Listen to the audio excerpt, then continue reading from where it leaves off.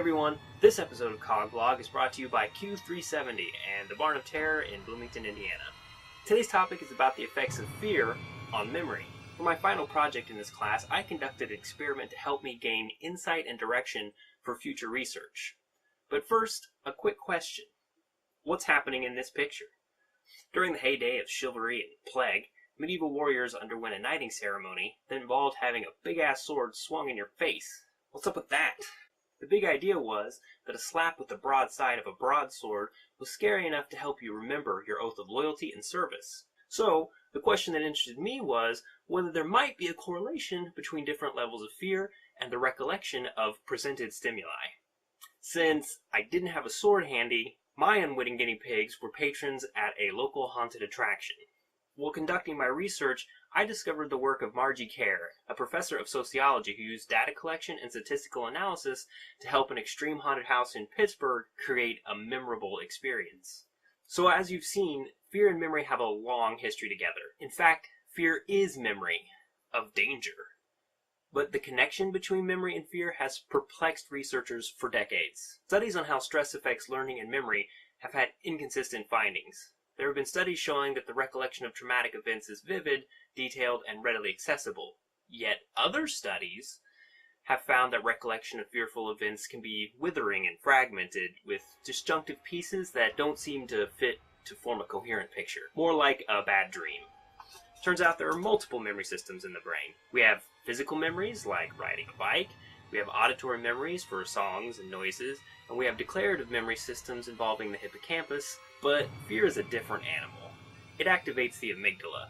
The amygdala is particularly involved in emotional memories like fear, but also in pleasurable memories associated with eating, intercourse, or recreational drug use, which is why we are so addicted to roller coasters, dangerous sports, horror flicks, and crime dramas. When an event is unexpected and striking, it triggers our emotional memory system. The hippocampus reminds us of the where, what, and when, but the amygdala brings the emotional content. This may partially explain why sensory cues, out of context, can signal emotional memories, such as the smell of your grandmother's cookies.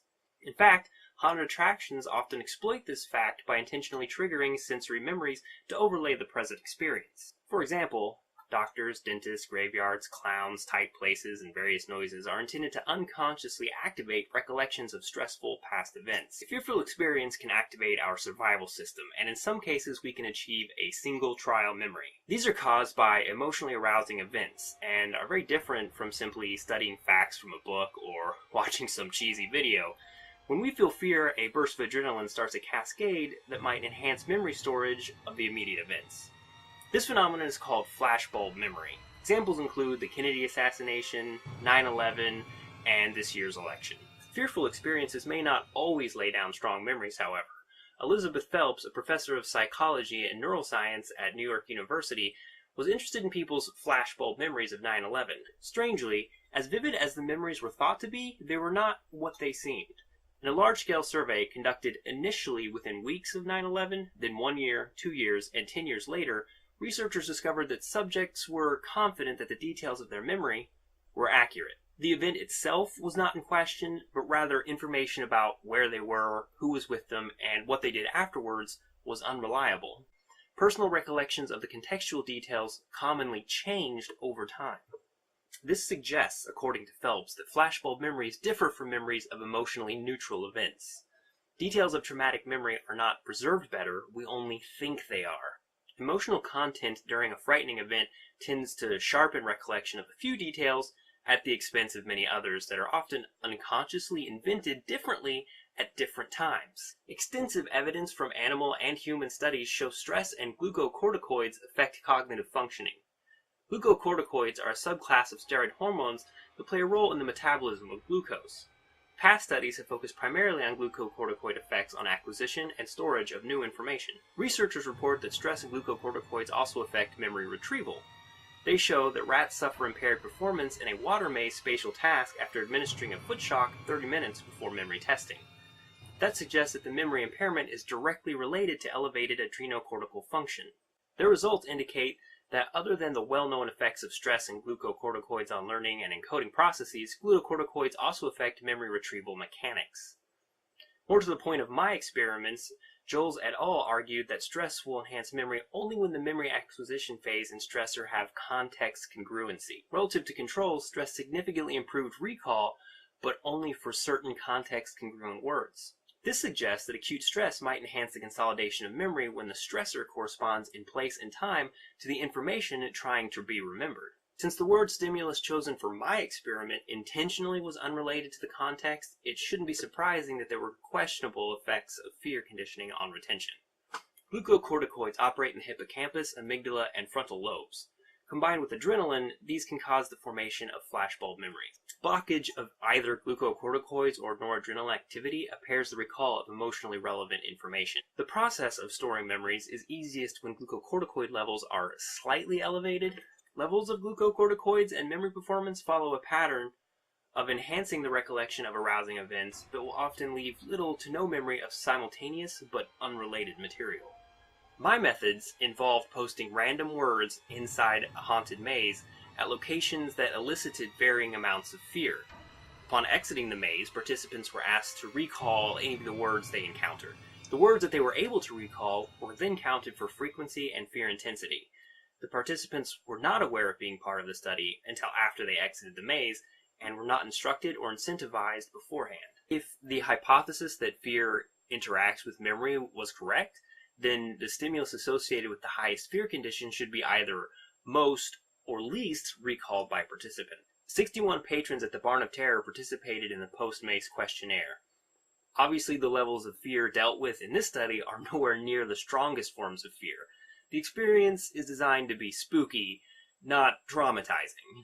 A haunted attraction is a form of entertainment that stimulates the experience of exploring a location that may be inhabited by frightening creatures. The participants were conditioned with intense lighting, animatronics, fog machines, gory images, violent scenes of torment, crime, mischief, sometimes comedy. Participants often encounter actors in elaborate and scary costumes.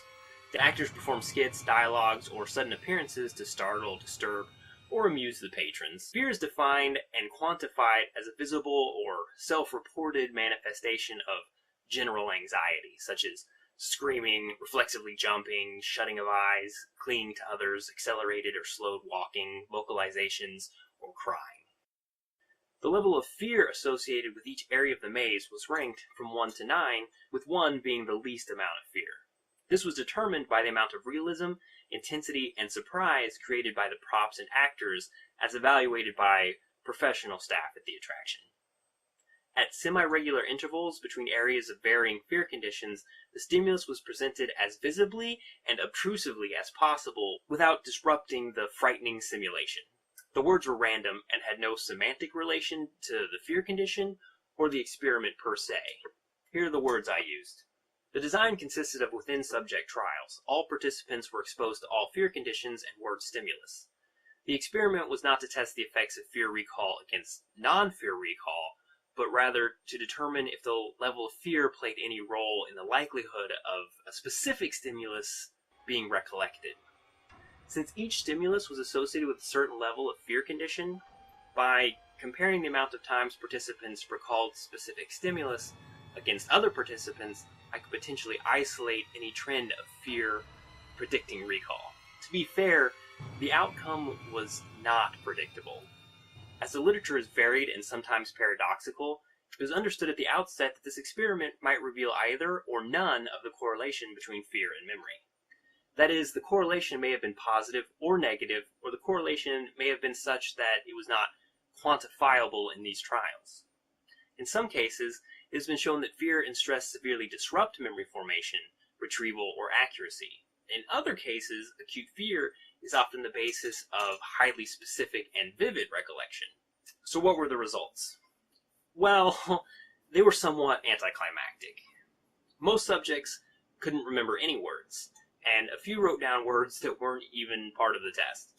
In this particular trial set, there was a slight, statistically significant positive correlation of fear. The repeated measures paired t-test findings were a bit of a mess, but they show that level of fear condition is correlated with recollection. It's interesting to note that the word associated with the 5th rank of fear was the most recalled. This tantalizingly suggests there is perhaps an apex of fear within the trial set that increases memorability. There's no reason to think that the stimulus, in this case the word car, was any more memorable than the other stimuli, nor was the fear condition particularly high, having been ranked 6 of 9. Thus, by the objective standards of serial position within the maze and total participant recall, this particular stimulus stands out against the well-known primacy and recency effects. But I would hardly call these findings definitive. There were numerous limitations that I openly acknowledge. For example, the obvious next step would be testing stimulus recall without fear conditions. And for sure, there is a certain amount of subjectivity in ranking fear conditions. Different people fear different things. There's no way in this fear simulation to account for any accumulative or desensitizing effects on fear levels. The important thing to remember is that this is not an ivory tower issue. In addition to the thousands suffering from PTSD, there's also mounting scientific evidence that eyewitness testimony, the basis of our criminal justice system, is disturbingly unreliable. And to my fellow students in general, there's an increasing global competition and controversy over education. And there is a marked relationship between stress and learning that shows a certain amount of adrenaline and cortisol is desirable, but only to a point. Then it becomes indiscriminately destructive. More research is required, as fear and memory are two everyday mechanisms that deeply impact all our lives. Thanks for watching.